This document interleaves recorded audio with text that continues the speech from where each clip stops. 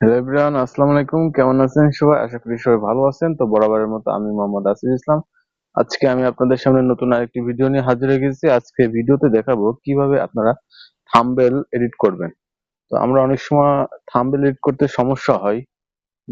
YouTube এবং ফেসবুকে বিভিন্ন থাম্বনেল যখন আমরা আর্ট করি কিংবা আপনার থাম্বনেলের পরে ডিজাইন করি, তখন সেই ডিজাইনটা অনেক সময় দেখা যায় যে আমাদের মনের মতো হয় না। তো আজকে আমি যে অ্যাপটি দেখাবো, খুবই সহজ পদ্ধতিতে আপনারা আপনাদের মনের মতো ডিজাইনটা করতে পারবেন। তো আমি আজকে দেখাবো বিগিনারদের জন্য, যারা নতুন ইউটিউব কিংবা ফেসবুকে থাম্বনেল তৈরি করেন তাদের জন্য। তো আজকে আমি যেভাবে দেখাবো জাস্ট বিগিনারদের জন্য, খুবই সহজ পদ্ধতিতে। তো অ্যাপের মধ্যে প্রবেশ করলাম। দেন এখানে দেখতে পাচ্ছেন যে প্লাস আইকন উপরের দিকে, ওই প্লাস আইকনে ক্লিক করতে হবে। ক্লিক করার পর ফ্রম গ্যালারিতে ক্লিক করতে হবে। দেন রিসেন্টে আপনার মোবাইল ফোনে যতগুলো ফাইল আছে সবগুলো দেখতে পারবেন। তো আমি আর কি গ্যালারি থেকে পিকচার নেব, এই জন্য গ্যালারি থেকে নিয়ে নিচ্ছি। ব্লু আইকন যেখান থেকে সেটা দেখতে পাচ্ছেন, এই হচ্ছে আমার গ্যালারি। এখান থেকে আপনি যে কোনো একটি ফটো নিয়ে আপনার থাম্বনেল বানাতে পারবেন। তো আমি আমার ইচ্ছা মতো একটি ফটো নিলাম, নিয়ে এখান থেকে থাম্বনেলের জন্য সিলেক্ট করলাম। তারপরে টিক মার্কে ক্লিক করতে হবে।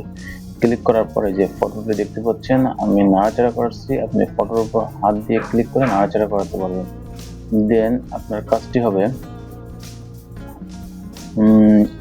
যদি এটা যে সাইজে বানাবেন, যদি ইউটিউবে থাম্বনেল, ফেসবুক থাম্বনেল, যে কোনো জন্য, এখানে দেখতে পাচ্ছেন ইউটিউব থাম্বনেলে ক্লিক করে দিলাম।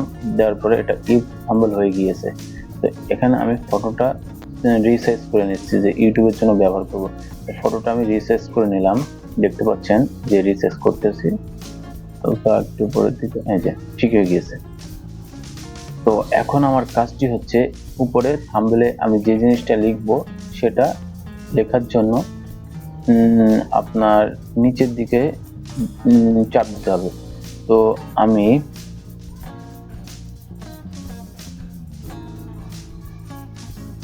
অপশন চলে এসেছে, নিচের দিকে চাপ দেওয়ার পর দেখতে পাচ্ছেন টেক্সট। তো আমি আর কি টেক্সট অপশনে চাপ দিয়ে দিলাম। টেক্সট অপশনে চাপ দেওয়ার পরে আপনার এই যে নিউ টেক্সট, এখানে আপনার যে থাম্বনেলে যেটা লিখবেন সেটা লিখতে হবে। তো আমি এখানে আমার থাম্বনেলের উপর যেটা লিখবো সেটা লিখে দিচ্ছি। আপনি বাংলাও লিখতে পারেন, ইংরেজিতে লিখতে পারেন, এনিওয়ে যে কোনো মাধ্যমে। আমি আমার থাম্বনেলের রিটার্নটি লিখে দিলাম, how to catch a fish, কিভাবে মাছ ধরতে হয়। জাস্ট এটা এক্সাম্পল দেওয়ার জন্য এটা লিখতেছি, জাস্ট আপনার কি বলা যায়, জাস্ট বোঝানোর জন্য। আমি প্রফেশনাল ভাবে থাম্বনেল তৈরি করতেছি না। How to catch a fish, তারপর ওকেতে প্রেস করতে হবে, দেখতে পাচ্ছেন ওকে, ওই লাল বাটনে ওকেতে প্রেস করে দিলাম। দেন এই যে how to catch a fish. তো এরপর আপনার যে কাজটি করতে হবে, এটা ঘোরাতে পারেন যে কোনো ইচ্ছা, যেভাবে নিতে পারেন। তা আমি এটা অ্যাঙ্গেল ভাবে ঘুরে রাখবো, এই যে রেখে দিলাম। দেন আমি আর কি এটা কালার করব। তারপরে আপনার এই লেখাটি বিভিন্ন মাধ্যমে নিতে পারবেন। আমি সাইজে চলে যাচ্ছি, যে ছোট বড় করতে পারবেন। How to catch a fish,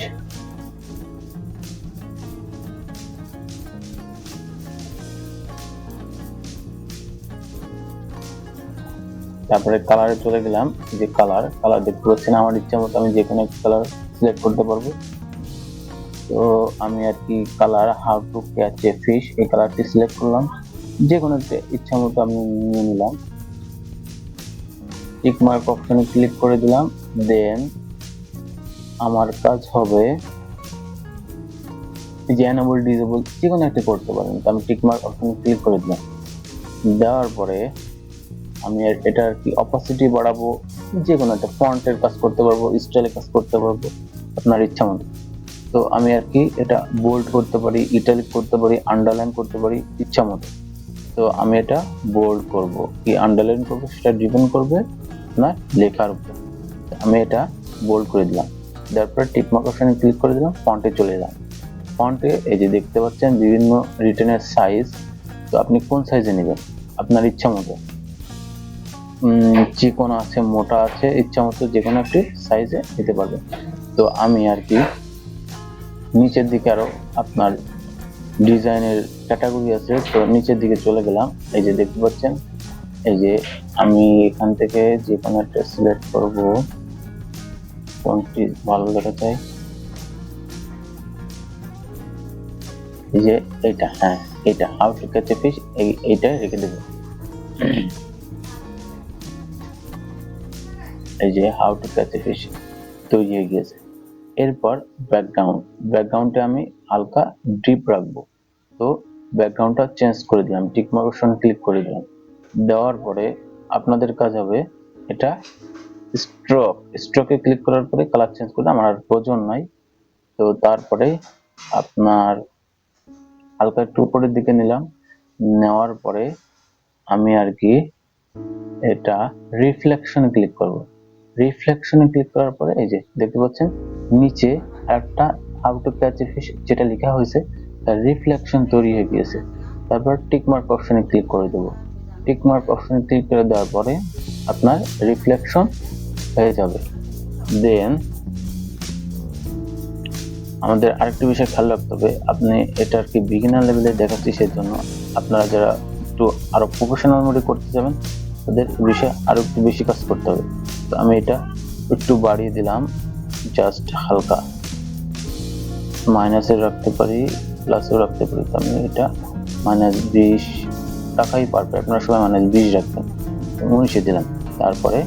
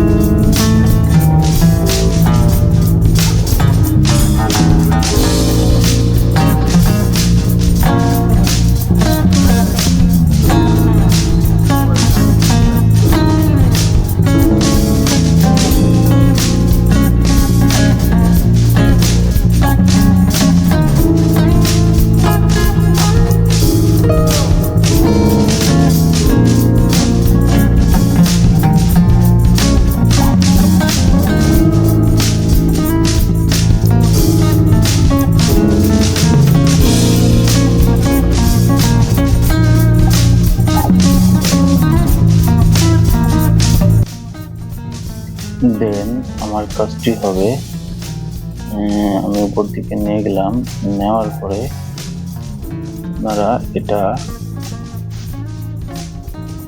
কোনোভাবে চেঞ্জ করতে পারবেন। আমার চেঞ্জ করার প্রয়োজন নেই, সেই জন্য চেঞ্জ করতেছি না। তারপরে এই যে দেখতে পাচ্ছেন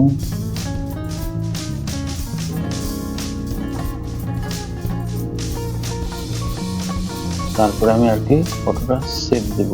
সেভ দেওয়ার জন্য উপরে 3 ডট অপশন দেখতে পাচ্ছেন, আমি 3 ডটে ক্লিক করে দেব। 3 ডটে ক্লিক করার পর এক্সপোর্ট ইমেজ, এখানে ক্লিক করার পর আপনার ইমেজটি এক্সপোর্ট হয়ে যাবে।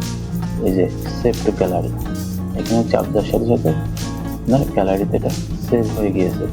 আপনি এখন এটা আপনার থাম্বনেল হিসেবে ব্যবহার করতে পারবেন। তো একটু নয়েজের জন্য ভিডিওটি